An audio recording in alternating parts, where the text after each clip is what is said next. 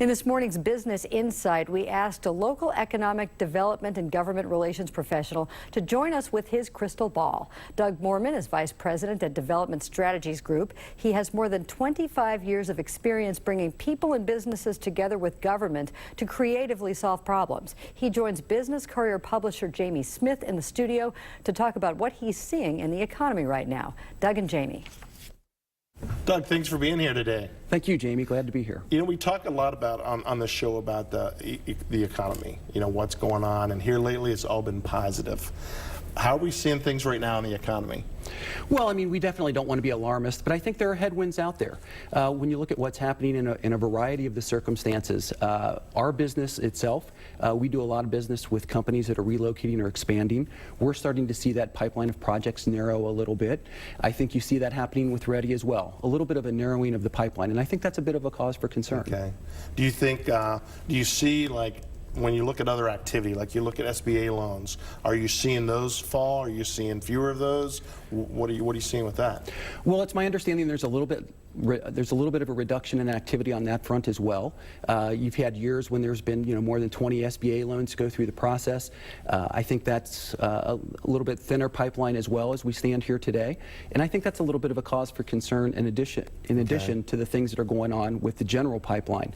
You know, the SBA loans are an indicator of how things are going in our small and medium-sized business, which is really the backbone of the economy. Absolutely. And if there's less activity there, that might be a little bit of an indicator that things are starting to cool off a little bit. Okay. When your intro that she read of yours, it talks a lot about job creation tax credits.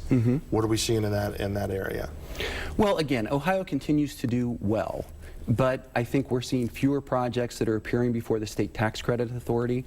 We're seeing fewer projects that are office projects. You know, we continue to see a great deal of activity in logistics, but I think that office market is starting to cool off a little bit. A lot of the office activity we see is within the region, people moving from building to building, but not necessarily attracting new.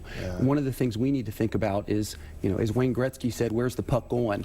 So what do we need to do to get in front of those projects that we want to attract to the region, not just moving within our region? Okay. Is the analogy as Ohio goes, Cincinnati goes, or is it Cincinnati sometime above, below? I mean, when you're looking at the activities. Well, I think Ohio is a big and diverse state. So Cincinnati typically is steady as she goes. Our highs aren't as high as some other places. Our lows aren't as low. And that's really because we're blessed with a very diverse economy here. I wouldn't say we're a bellwether for the nation. I wouldn't say we're a bellwether for Ohio.